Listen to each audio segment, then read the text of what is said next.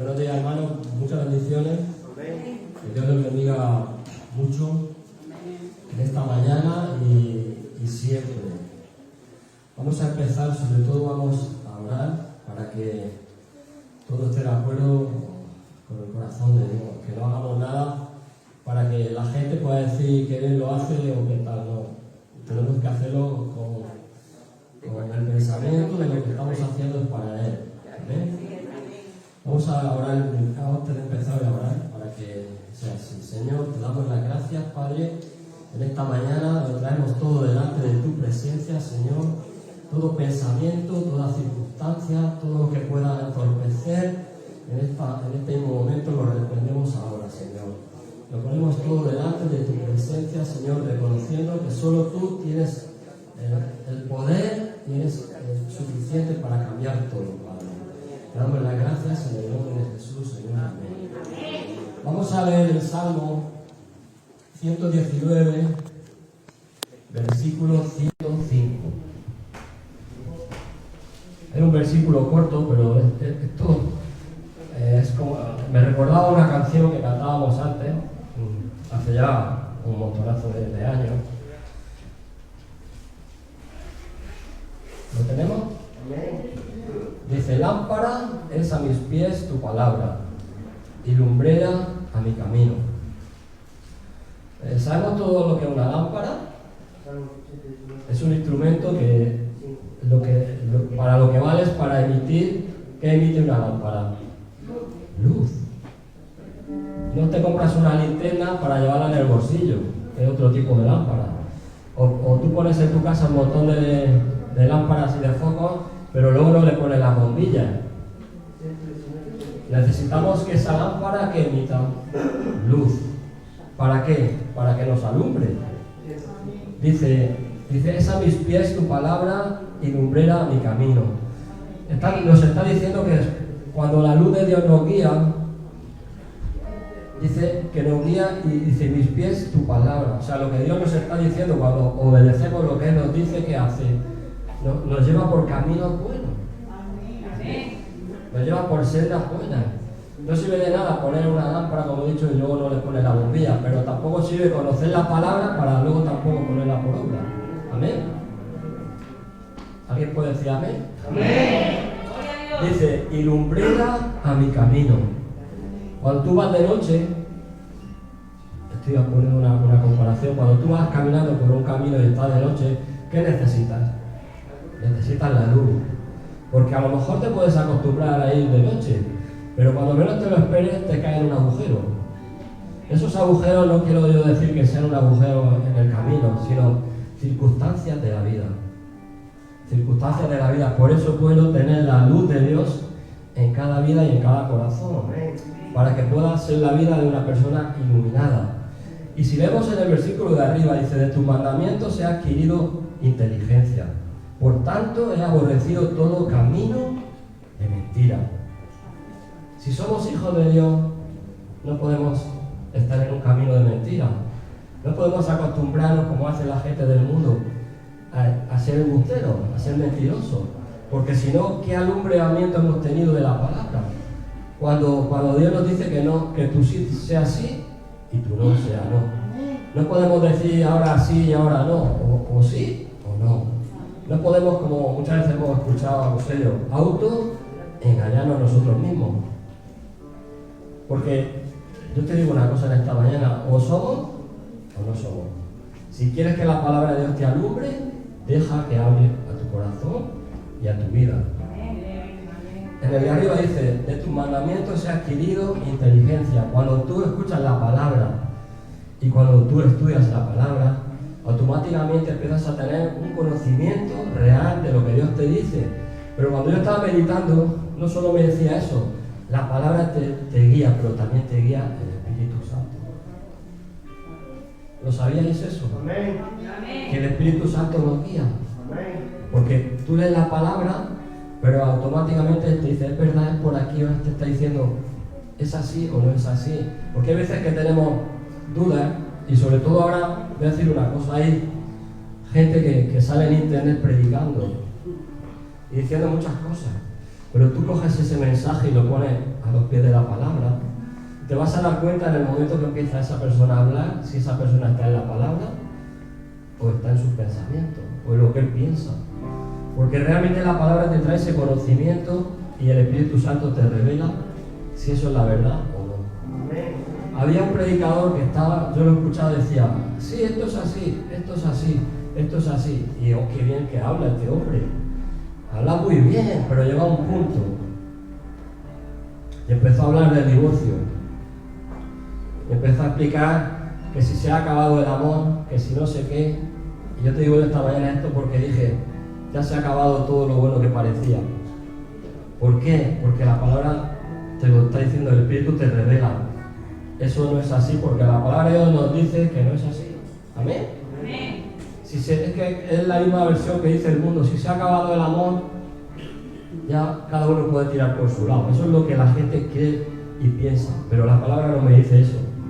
Porque dice, Jesús le está diciendo, dice, por la dureza de vuestro corazón, Moisés dio las cartas de divorcio.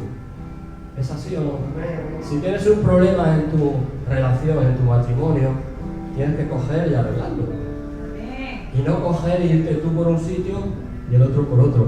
Me estoy saliendo del tema, no quiero salirme. Lo que quiero es decir lo que nos está diciendo la palabra. Que la palabra, cuando realmente la leemos y entendemos y el Espíritu nos lo revela, sabemos por dónde tenemos que caminar.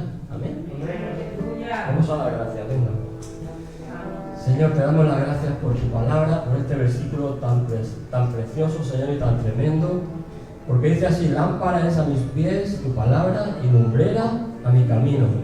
Esa lumbrera significa que no es una luz pequeña, sino es una luz grandísima.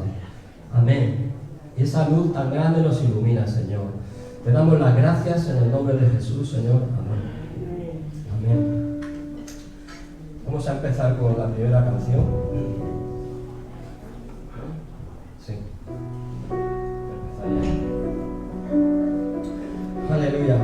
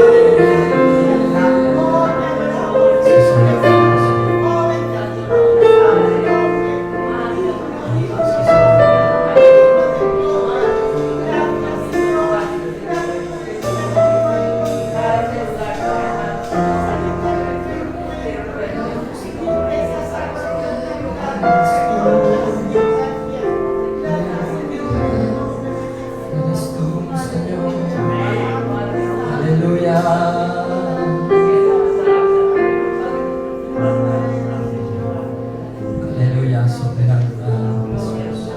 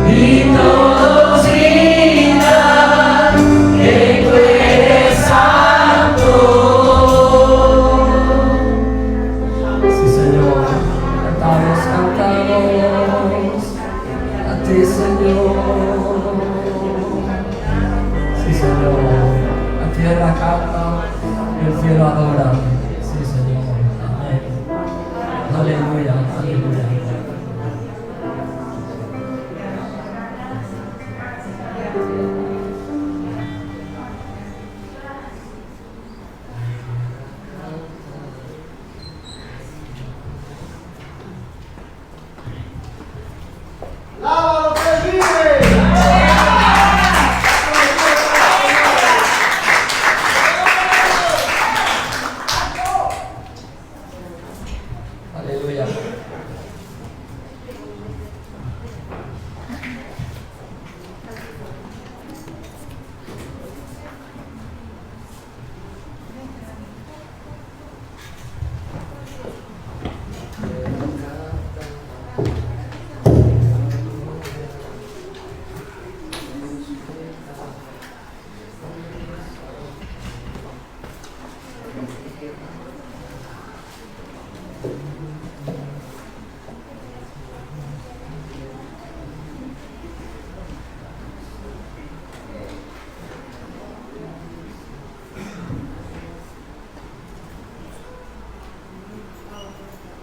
Que Dios bendiga, hermano.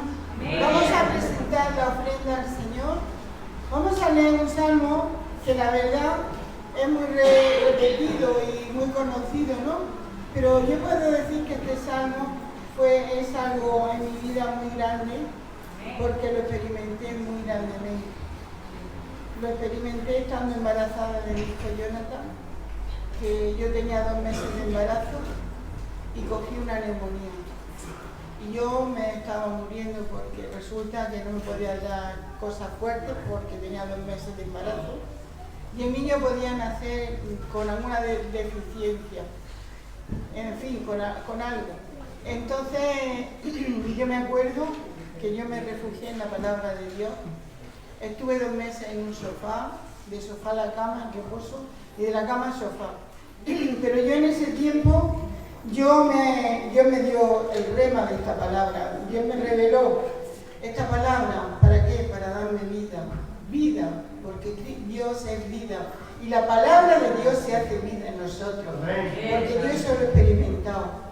Yo me acuerdo que yo leía la palabra una y otra vez.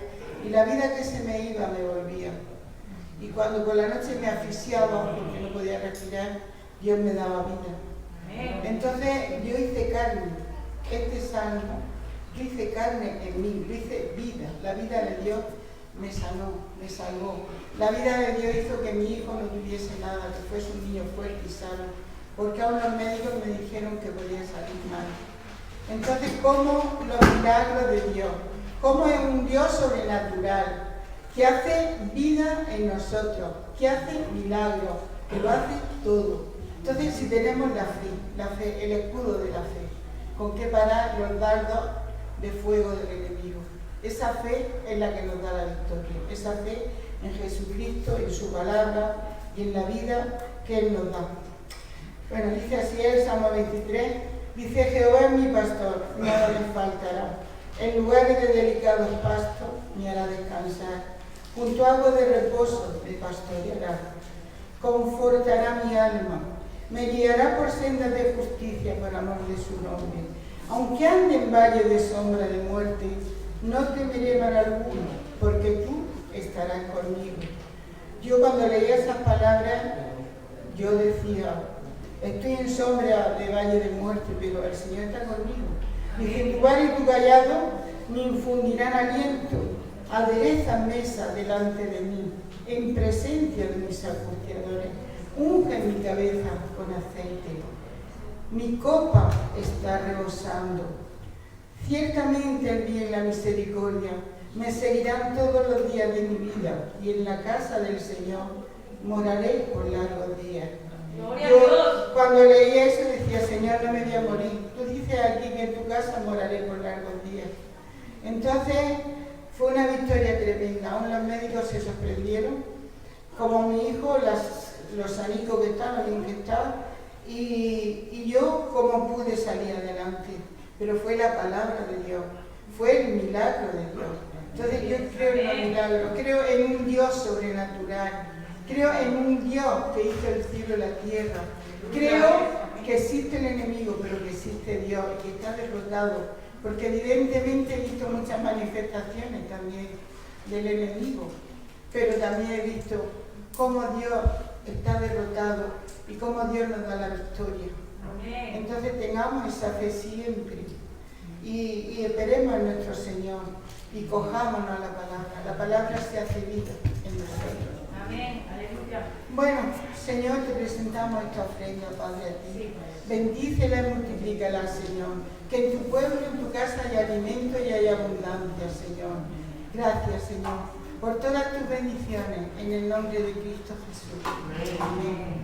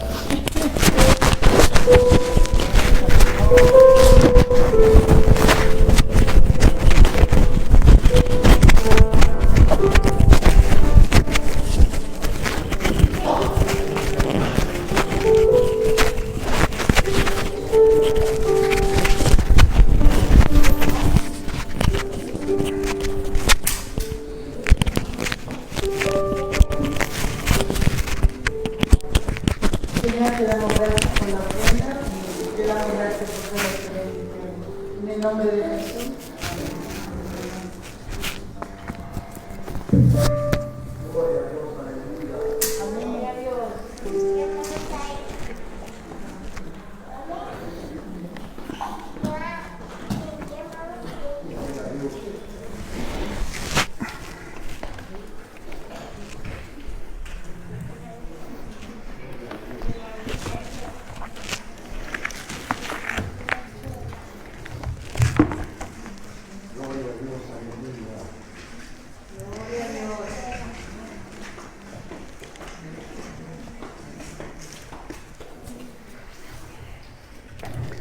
Gloria a Dios.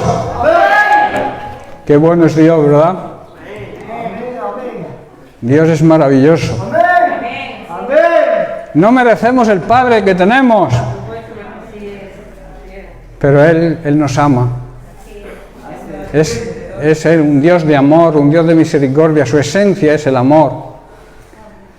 Él, por mucho que tú pienses que Él te deja de amar, Él nunca deja de amar.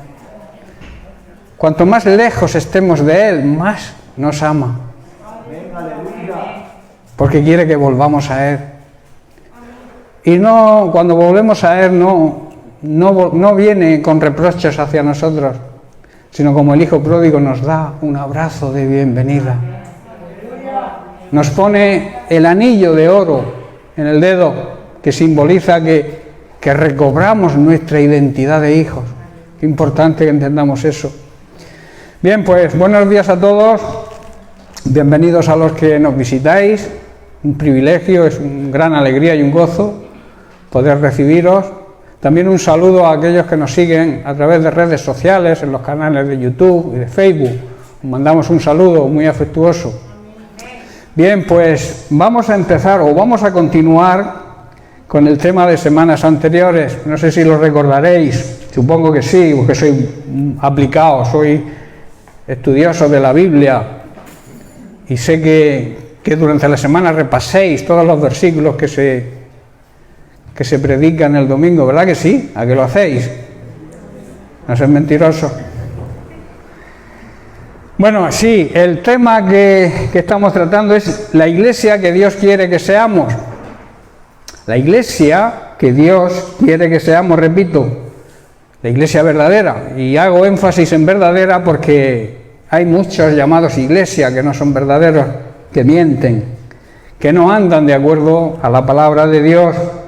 Decíamos también que hay una serie de principios básicos que estamos estudiando para poder ser lo que Dios quiere que seamos, ser lo que Dios quiere que seamos a sus ojos, lo que Él quiere ver de su iglesia. También ponernos la visión de la iglesia tiene que ser la misma visión que Él tiene. ¿Qué visión y qué misión tiene Dios? Salvar a aquellos perdidos. Entonces nuestra visión tiene que ser la misma visión que tiene Dios. Basábamos estos estudios en Apocalipsis capítulo 19, que vamos a repasar, vamos a hacer un corto repaso rápido por aquellos que no han tenido la oportunidad de escuchar las dos prédicas anteriores sobre el tema. Dice así Apocalipsis 19, verso 7. Dice: gocémonos y alegrémonos. Esto era un clamor que oyó Juan, que salía del mismo cielo, del mismo trono de la gracia. Dice así: gocémonos y alegrémonos y démosle gloria, porque han llegado, el tiempo ya ha llegado, las bodas del Cordero, y su esposa se ha preparado. Y el versículo 8 dice: y a ella, a la iglesia, a esa iglesia que Jesucristo compró y edificó, se le ha concedido un gran privilegio, nada más y nada menos que ser la novia del Cordero. Tenemos un gran privilegio. Jesucristo quiere desposarse con su iglesia, pero claro, quiere una iglesia limpia, blanca y resplandeciente. Y aquí la compara, el versículo 8, con el lino fino. El lino fino ya estuvimos estudiando la etimología y de dónde procedía y dónde se cultivaba. El lino fino es algo de gran pureza. El lino fino representa la pureza que debe tener la iglesia, la santidad en la cual debe vivir la iglesia, las obras en las cuales debe andar la iglesia. Ya lo dice ahí, el lino fino representan, simbolizan las obras, las acciones de un pueblo santo, un pueblo transformado y un pueblo dedicado y apartado para servir a Dios. Esa es la misión de la novia del Cordero, y las bodas están ahí. Las bodas están, sabéis que es un fenómeno, es un acontecimiento que va a tener lugar durante la segunda venida de Cristo. Y por las señales que estamos viendo, Cristo está cerca. Entonces a la iglesia se le ha concedido ese gran privilegio. Y las preguntas que yo planteaba eran las siguientes. Iglesia, ¿has aceptado el compromiso de matrimonio de Cristo? Cristo nos ha demostrado su amor. O sea, se ha declarado a nosotros. Pero nosotros, ¿qué hemos contestado? La segunda pregunta es si hemos aceptado el compromiso con Cristo. ¿Te estás preparando, iglesia, para ser esa novia limpia, blanca y resplandeciente que Dios quiere? Eran las dos preguntas importantes que deberíamos grabar en nuestra mente. Entonces, para prepararnos, estábamos estudiando y estamos estudiando unos principios básicos. Estábamos tratando el primero de ellos, que es que la iglesia debe ser una iglesia fundamentada en Cristo, arraigada en su palabra y guiada por el Espíritu Santo. Las dos primeras, enfoques ya los hemos estudiado y estamos tratando el tercero, que es que debemos ser guiados siempre por el Espíritu Santo. Y tenemos que tener en cuenta algo muy importante: cuáles son las funciones del Espíritu Santo. Y estábamos en ello. La primera función es que el Espíritu Santo testifica y siempre revela la verdad. También planteábamos la pregunta: ¿cómo nos habla el Espíritu Santo? Y decíamos que nos habla de dos formas, de dos maneras. A través de la palabra de Dios, la palabra escrita, la Biblia, revelándola a nuestra vida y a nuestra situación personal y particular. Y la segunda forma, decíamos que el Espíritu Santo pone pensamientos en nuestra mente, pone sus pensamientos en nuestra mente, y si nosotros los aceptamos, Él nos va a guiar por el camino correcto. También decíamos que el diablo también pone pensamientos en nuestra mente. Y la pregunta que se planteaba era, ¿cómo saber si esos pensamientos son la voz de Dios, son la voz del Espíritu Santo o son la voz de nuestro enemigo? Y poníamos el ejemplo de que cuando un pensamiento te transmite paz, te transmite gozo, te da la situación al problema que tú le estás planteando al Señor y ves una solución que te transmite paz, te puedo asegurar que te está hablando el Espíritu Santo. Si no es así, si sientes agobio, sientes estrés, sientes angustia, cuando tienes que tomar una decisión, eso no viene de Dios. Y entonces viene del enemigo.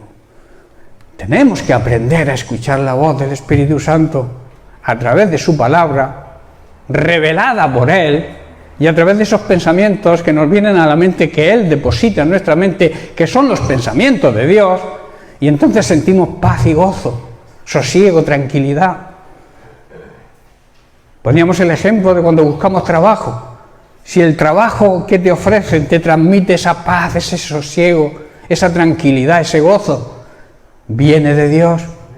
Pero si te transmite duda, agobio, estrés, sosiego, recházalo, aunque el otro que te ofrece, que te transmite paz, se gane menos.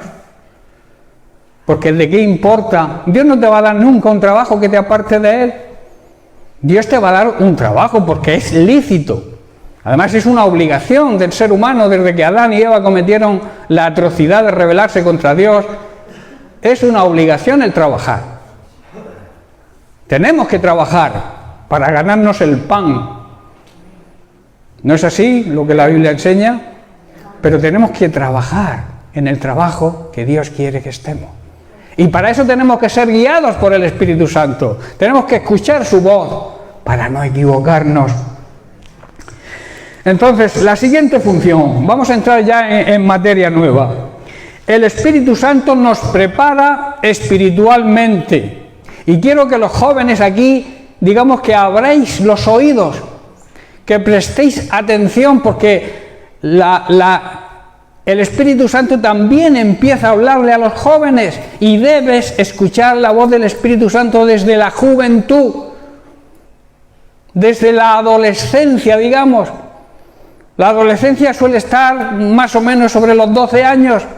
Hay quien se hace mayor antes, igual a los 10 tiene más madurez que uno a los 14, pero digamos que la edad media para entrar en la adolescencia, para empezar a escuchar la voz de Dios, para empezar a escuchar la voz del Espíritu Santo, es la adolescencia. Ya lo decía la sabiduría de Salomón en Eclesiastés, capítulo 12, verso 1.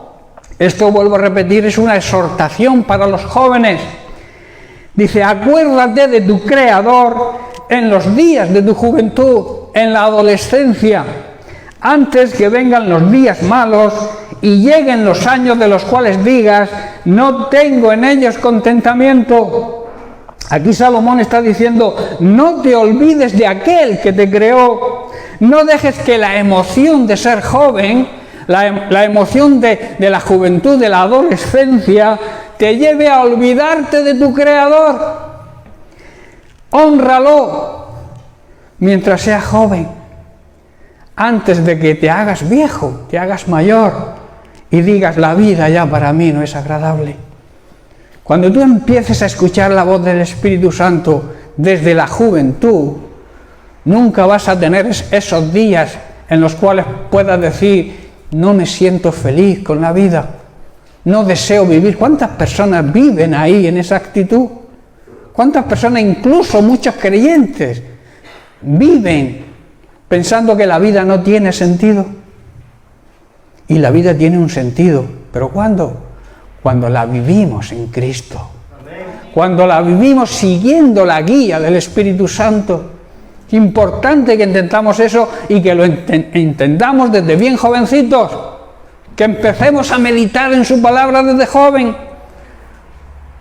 porque luego cuando venga el tiempo que viene, que se pasa rápido, no tengas que decir ya no estoy feliz, ya no me siento contento, porque ya me he hecho mayor y me acuerdo de cuando era joven. Joven, no desperdicies tu tiempo. ¿Por qué? Porque la vida es muy efímera, la vida pasa rápidamente y el tiempo de la juventud es propenso, los jóvenes son propensos a ser olvidadizos de Dios. Creemos que nunca nos haremos mayores. Pensamos eso cuando era yo recuerdo, y parece que fue antes de ayer, que yo veía a mis padres, a mis abuelos, y madre mía, qué viejecitos están, qué poco les queda. Pero yo no pensaba en que yo pronto estaría más o menos en la misma edad que ellos, porque el tiempo pasa que no te das cuenta. Esta mañana veníamos hablándolo, recordando, ayer estuvimos en la iglesia de Sangonera, en una cena de matrimonios que organizaron los jóvenes, y yo decía, Marisa, estos jóvenes los hemos visto a todos nacer, bebés, correteando por los pasillos de la iglesia, y ya están mayores, muchos ya se han casado. El tiempo pasa que no te das cuenta, hermano.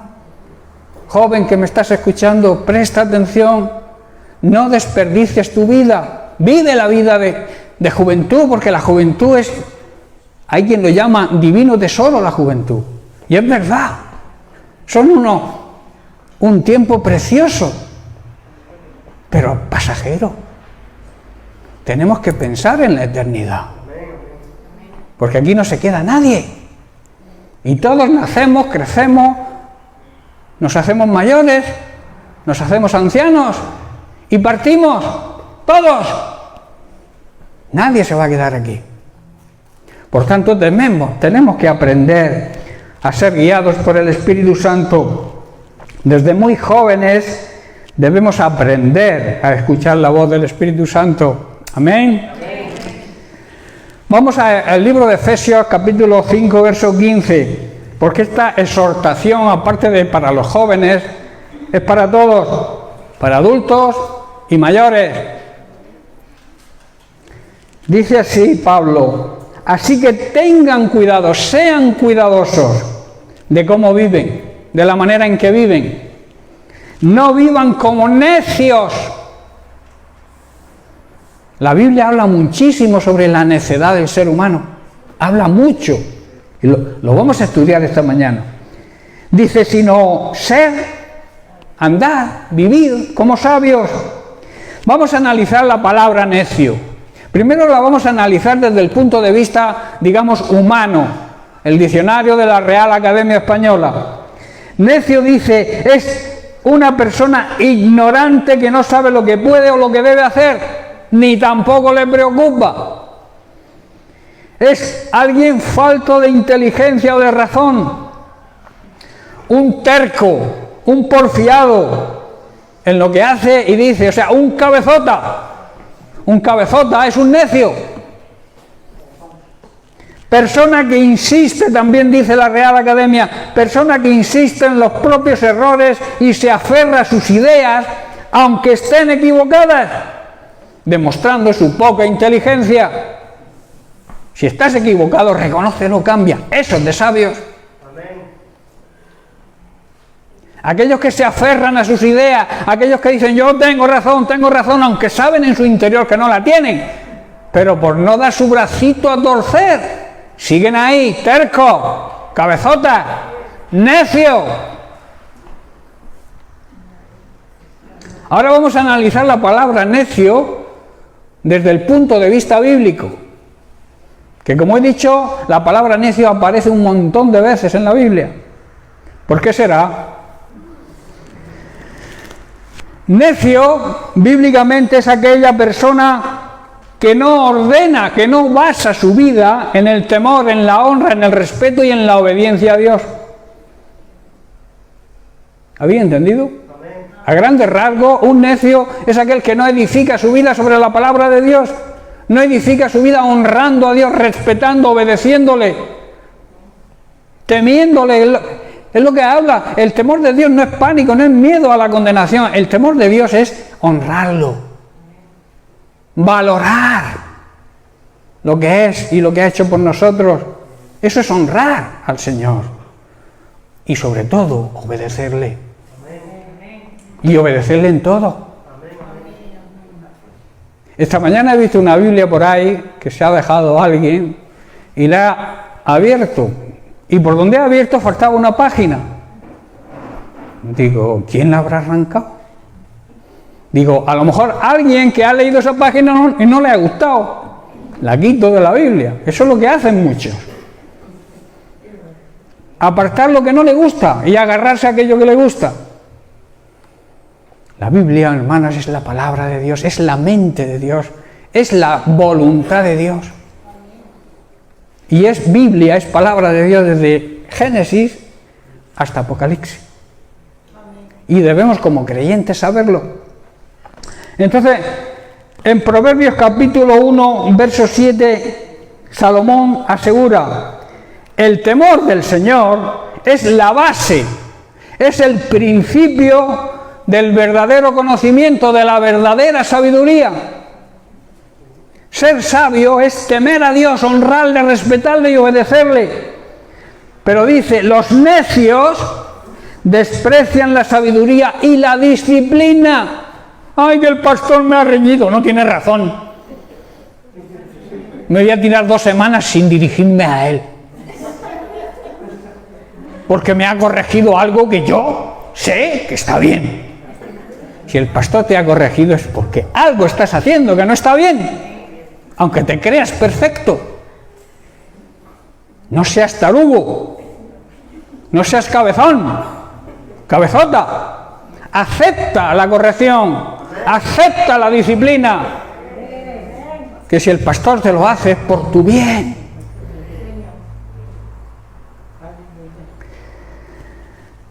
Las características de la sabiduría se oponen a las características de la necedad. Los vocablos en hebreo y en griego, más que un bajo nivel de inteligencia, indican, representan actitudes del ser humano, del creyente, aquí estamos hablando de creyente, contrarios a la sabiduría que viene, que fluye, que emana de Dios y que se revela a través de su palabra. La Biblia llama necio al que manifiesta perversidad moral. En otras palabras, el que vive en pecado sin pensar las consecuencias. Eso es un necio. Vivir en pecado sabiendo que vives en pecado y no cambiar, no pensar en las consecuencias que trae el pecado, es de necios.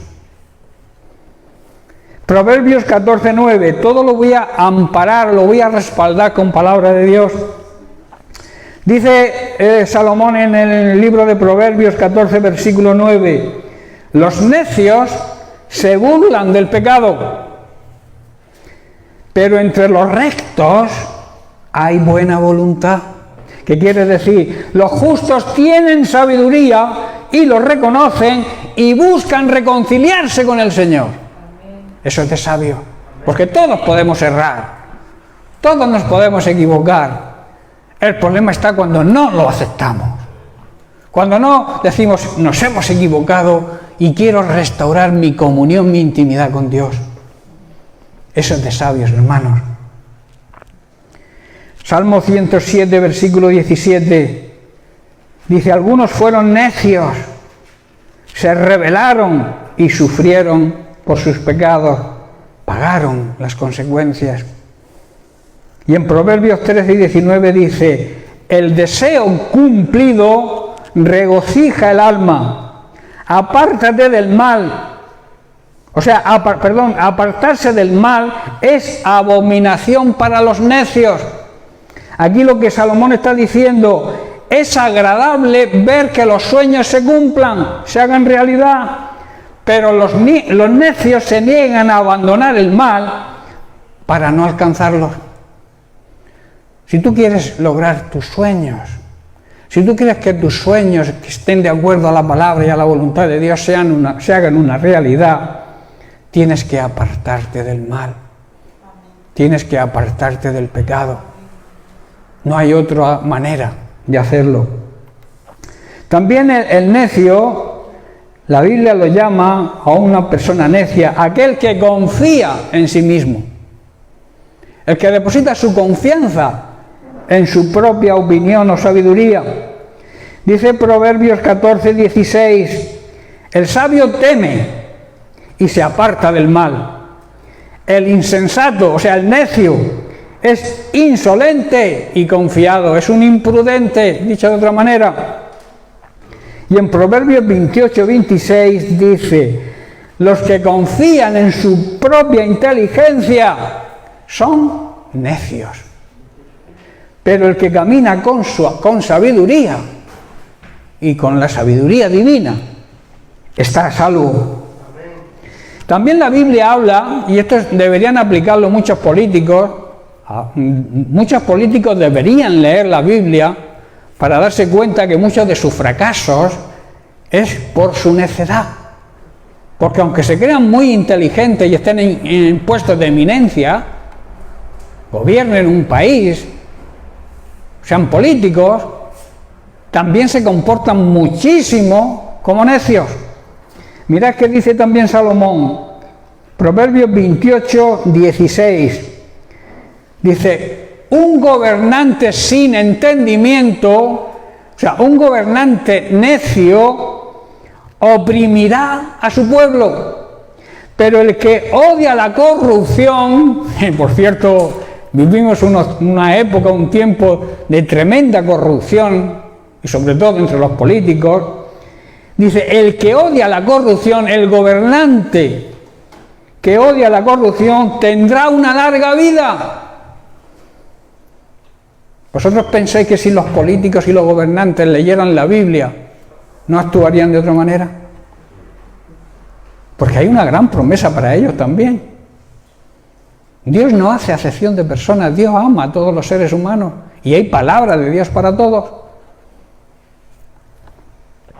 El necio, otra de las formas en que la Biblia enseña que es un ser humano necio, es aquel que desdeña, o sea, desprecia, no valora la revelación divina y finge muchas veces ser ateo, o sea, yo no creo en nada, para apartarse de Dios, para echar a un lado a Dios, porque Dios igual le marca un camino a seguir y no quiere escucharlo por no obedecer, por seguir su vida y seguir actuando como un necio.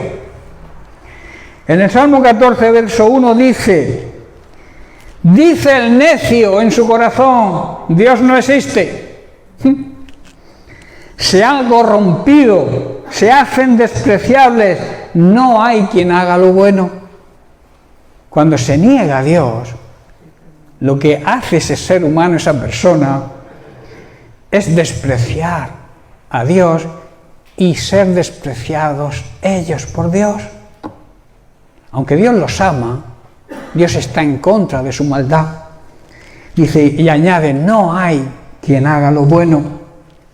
En Romanos, Pablo, en Romanos capítulo 1, versículo 21 y 22, también exhorta y dice, habiendo conocido a Dios, no lo glorificaron como a Dios, ni le dieron gracias, o sea, no lo honraron, no reconocieron la soberanía, el amor y la misericordia de Dios. Al contrario, dice, se envanecieron en sus razonamientos, comenzaron a inventar ideas necias sobre Dios.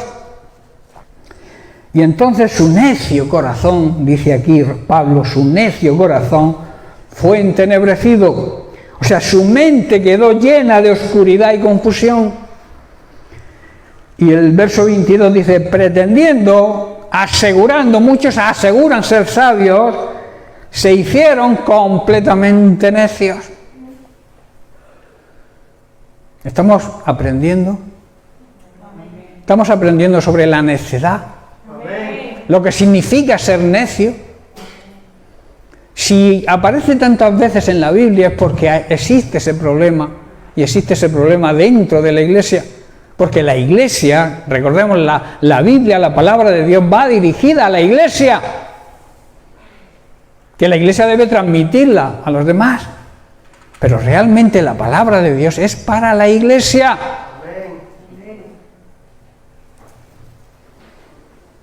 También dice que el necio multiplica palabras sin sentido.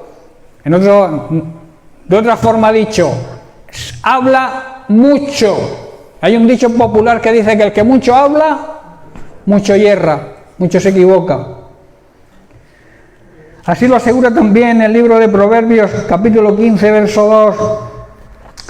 Dice, la lengua de los sabios adorna la sabiduría. Hace, en otras palabras, que el conocimiento sea atractivo. Pero la boca de los necios dice sandeces. En otra versión dice tonterías, porque necio y tonto es lo mismo. Pero la boca de los necios dice sandeces, tonterías. Pero el corazón inteligente, dice el versículo 14, busca, tiene hambre de la sabiduría. Pero la boca de los necios se alimenta de necedades, de tonterías. En otra versión también dice de basura. El necio también es aquel que acumula riquezas sin calcular la brevedad de esta vida. Hay personas que tienen 90 años y todavía siguen amontonando, hay riquezas por amontonar, por tener un montón, por tener una buena cuenta bancaria y les quedan, como aquel que dice, 4 siestas o 3 días.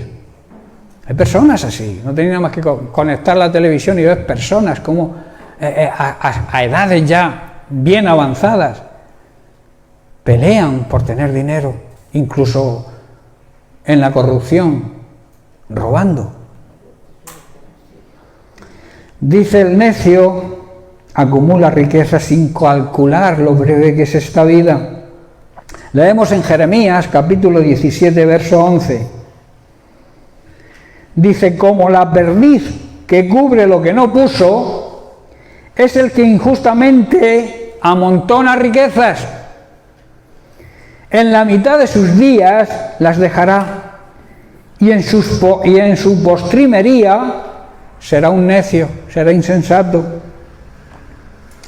En Lucas capítulo 12, en el versículo 15,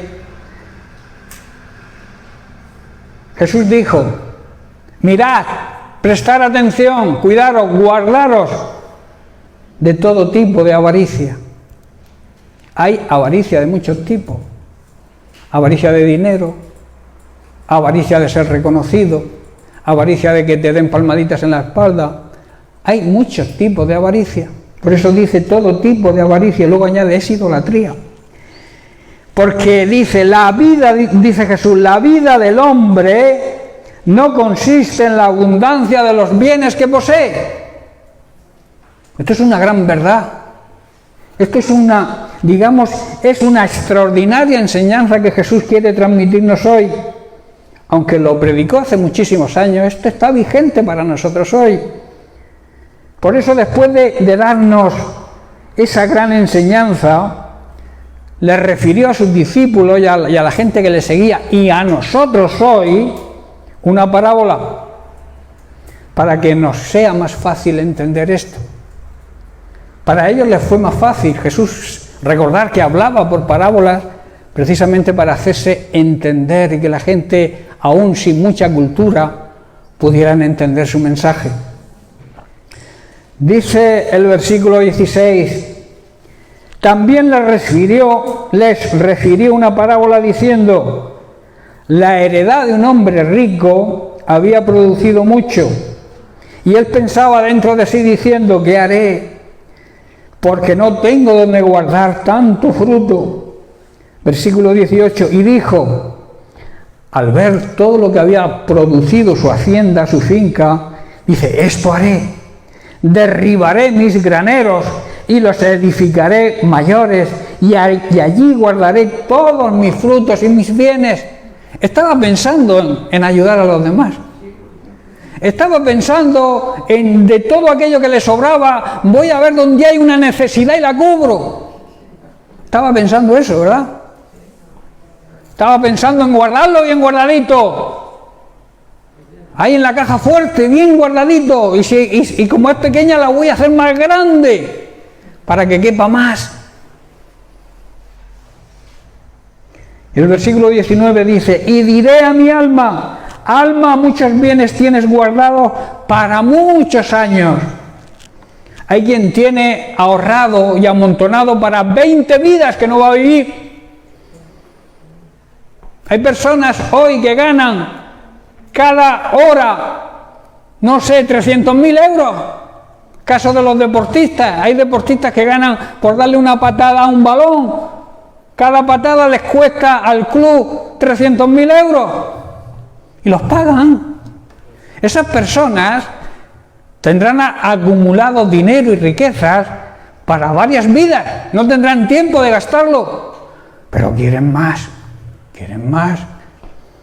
Y si no cabe en este banco porque está ya lleno, me voy a otro. Eso es avaricia, hermanos. Eso es idolatría. Eso es actitud egoísta, que lamentablemente también existe dentro de muchos creyentes. Diré a mi alma, repósate, come, bebe, regocíjate, diviértete, vive la vida. Menuda vida se vive. Este hombre demuestra ansiedad. Cuando uno tiene muchas riquezas, vive ansioso. Y lo demuestra en la frase que dice, ¿qué haré? ¿Qué? ¿Ahora qué hago con tanto? Una persona que tiene lo justo para comer no se plantea eso, ¿verdad? Moraleja, sin dinero se vive mejor que con dinero. Dios cubre tu necesidad. Si tienes lo suficiente, ¿para qué anhelar más? Y si tienes un corazón dadivoso, Dios te va a dar. Pero no para que lo almacenes, sino para que ayudes a aquellos que lo necesitan. No seas avaricioso, que eso es idolatría. Eso es poner el dinero por delante de Dios, cuando Dios es el dueño de todas las riquezas.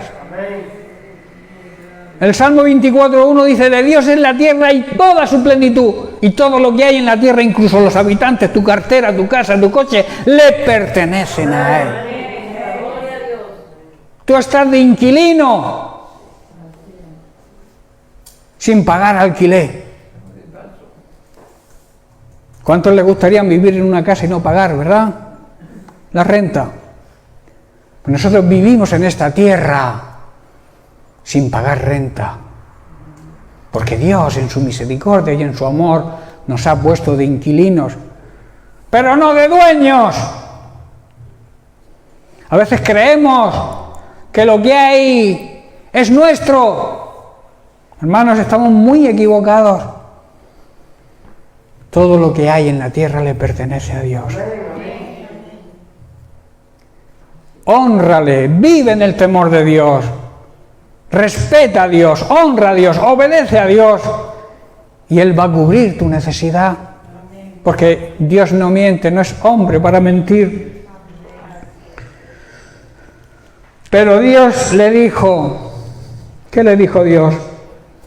¿Estáis siguiéndome en la Biblia? ¿Qué le dijo Dios? ¡Necio!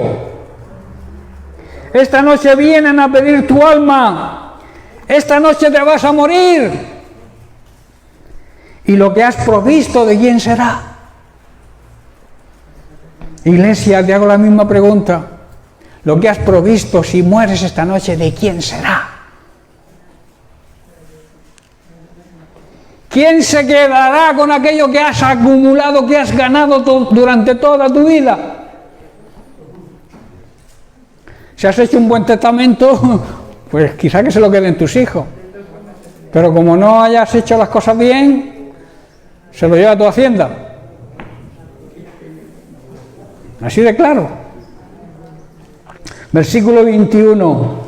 Así es el que hace para sí tesoro y no es rico para con Dios. Así es el que almacena riquezas terrenales, pero no es rico en su relación con Dios, es un necio. La mayor sabiduría es tener una buena relación con nuestro Dios, una buena relación de intimidad con nuestro Padre Celestial, que Él quiere darnos y cubrir toda nuestra necesidad, y de vez en cuando también nos da caprichos, pero cuando nos portamos como buenos hijos. Eso pasa en la vida, digamos, cotidiana. Si tú no te portas bien con tu padre te amará, no querrá que te pase nada, pero te hará pocos regalos, seguramente ninguno.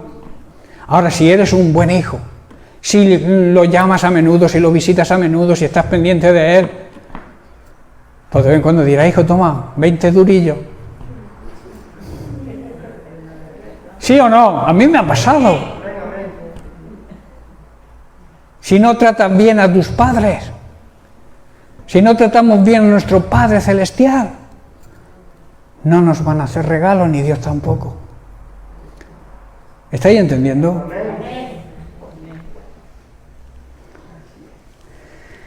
Jesús, como he dicho, nos transmite una gran enseñanza, y luego hemos visto que pone el ejemplo del rico, necio e insensato. Y les dijo, vuelvo a repetir la enseñanza para que se nos quede bien grabada: mirad, prestar atención, estar pendientes y cuidaros. Guardaos de toda riqueza, de toda fama, de todo reconocimiento, de toda avaricia. La avaricia es un deseo desordenado, sin orden, de poseer riquezas en todo, por encima de lo necesario. Y añade, porque la vida del hombre, del ser humano, no consiste en la abundancia de los bienes que posee. Necio, por tanto, para resumir, es aquel que tiene una oportunidad y no la aprovecha. Cuando se presentan las oportunidades, ¿qué debemos hacer? Bueno, ya vendrá otra, pero ¿y si no viene? Estás comportándote como un necio. Si a ti se te presenta una oportunidad y no la aprovechas, eres un necio. Si se te presenta la oportunidad de apartarte del mal, de dejar de confiar en ti mismo y confiar en Dios, de aceptar y valorar la palabra de Dios, de dejar de hablar demasiado y por tanto equivocarte, de dejar de amontonar riquezas y enviar tesoros al cielo, y no lo hace, es un necio. Porque esas son oportunidades que Dios nos da. Dios nos da la oportunidad de apartarnos del mal, nos avisa las consecuencias del pecado. Nos dice que debemos confiar plenamente en Él y no confiar en nuestra propia sabiduría. Nos aconseja, nos da la oportunidad de aceptarlo como Señor y Salvador, de aceptar y valorar su palabra. También nos da la oportunidad y nos aconseja que no hablemos mucho, que el que mucho habla se equivoca. Y también nos dice que debemos tomar la oportunidad de dejar de amontonar riquezas aquí en esta tierra, donde se van a quedar seguramente. No, seguro. Y mandemos tesoros al cielo. Jesús lo dijo así también, ¿no? Necio es aquel que le hablan de la verdad, no escucha y prefiere vivir en la mentira. Eso también es un necio, porque la mayor necedad de un ser humano, ¿sabéis cuál es? ¿Sabéis cuál es la mayor necedad de un ser humano? Saber que todos vamos a morir un día y no prepararse. Dejarlo siempre para mañana. Bueno, ya me prepararé. La muerte no avisa. La muerte no te manda un WhatsApp y te dice, mañana vengo por ti. Ni un SM, ni un correo electrónico. La muerte no te avisa. La muerte llega. Y eso es una realidad y una verdad que debemos aprender. Por eso debemos prepararnos, porque si no estamos preparados somos necios. Y al ser necios y no estar preparados, ¿qué nos va a ocurrir? Porque una vez que te has muerto, que el alma se ha separado del cuerpo, ya no hay rectificación ninguna.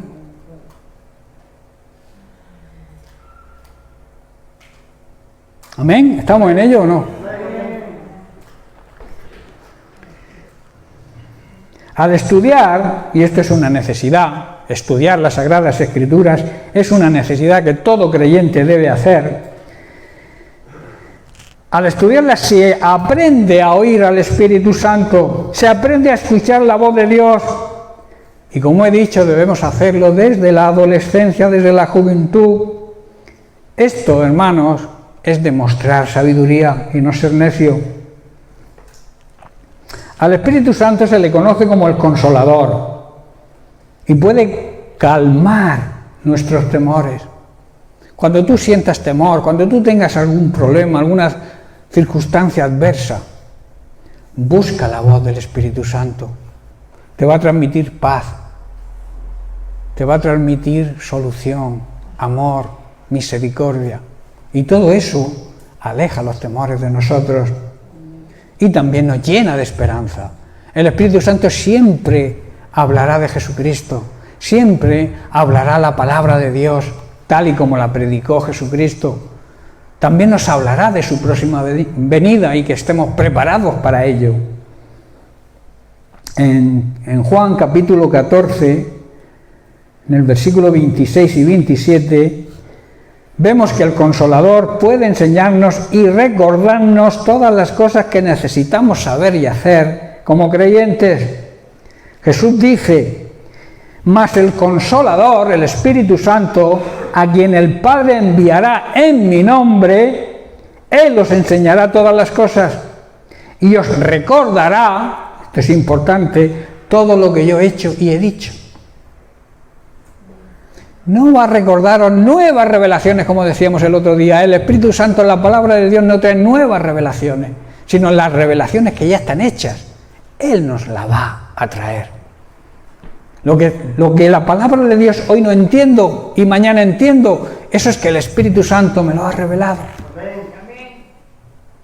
No hay otra manera, no hay nuevas revelaciones como aseguran muchos. La revelación es su palabra. Y el Espíritu Santo la hace rema a nuestra vida, la aplica a nuestra vida en los momentos que la necesitamos. Dice el versículo 27, la paz os dejo. Hermanos, escuchar la voz del Espíritu Santo siempre nos traerá paz. Dice, mi paz os doy. El Espíritu Santo es un gran regalo que debemos apreciar y valorar. Dice, yo no os la doy como el mundo la da. No se turbe vuestro corazón ni tenga miedo. El Espíritu Santo, hermanos, está ahí para guiarnos. Está ahí como nuestro consolador y también como nuestro ayudador. La enseñanza, el recordarnos todo lo que Jesús hizo y dijo, hará que recibamos el regalo de la paz. Cuando el Espíritu Santo te revele a Cristo, te revele todo lo que Jesucristo enseñó, todo lo que Jesucristo hizo, toda su vida nos sea revelada, eso nos va a hacer que recibamos como regalo la paz. Una paz que el propio Jesús nos promete y que sobrepasa todo entendimiento humano, porque es muy diferente al tipo de paz que nos ofrece este mundo. En Juan 15, 26 Jesús dice que el Espíritu Santo da testimonio del Padre y del Hijo. Dice, pero cuando venga el Consolador, a quien yo enviaré de parte del Padre, el Espíritu de verdad, o sea, el Dios de la verdad, el cual procede del Padre, Él va a dar testimonio acerca de mí. Y en Romanos capítulo 8, verso 11, el Espíritu Santo nos llena de esperanza y amor porque nos da vida, nos vivifica. Dice el versículo 11, y si el Espíritu de aquel que levantó de los muertos a Jesús está en vosotros, Y supongo que está en nosotros, porque si hemos nacido de nuevo, nosotros somos el templo donde habita hoy el Espíritu Santo, como individuos y como iglesia.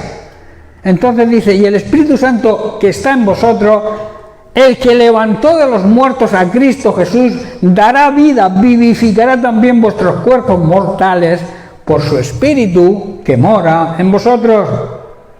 Y luego vemos en el versículo 14 las consecuencias de ser guiados por el Espíritu Santo, porque dice, todos los que son guiados por el Espíritu de Dios, ¿qué? Son hijos de Dios. Dios, hermanos, nos ha provisto un guía. Seamos sabios y dejemos que nos guíe.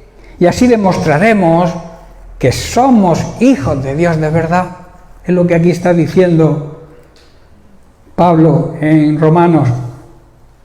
Llegaremos al propósito de Dios si dejamos que Él nos guíe y nos sigue guiando siempre. Nos guió a la iglesia primitiva, ha ido guiando a su iglesia durante todos los siglos y nos sigue guiando hoy. Es su misión, es la misión del Espíritu Santo. Por eso debemos seguirle a Él y no seguir nuestras propias inclinaciones o las que el mundo en que vivimos nos ofrece. Estoy terminando.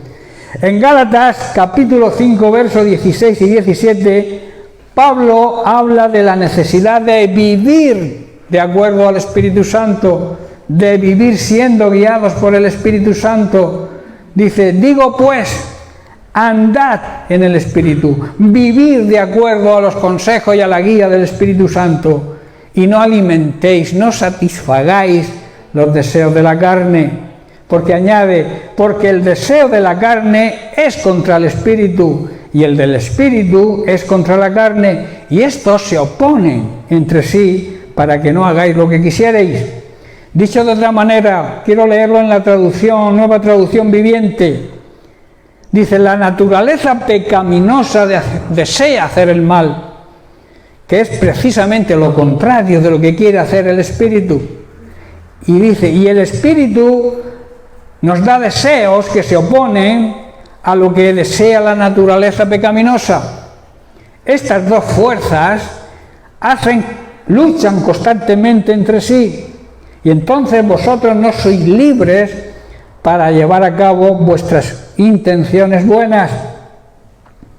Y en Proverbios capítulo 3 vamos a leer los versículos del 5 al 7, donde Salomón hace una gran declaración.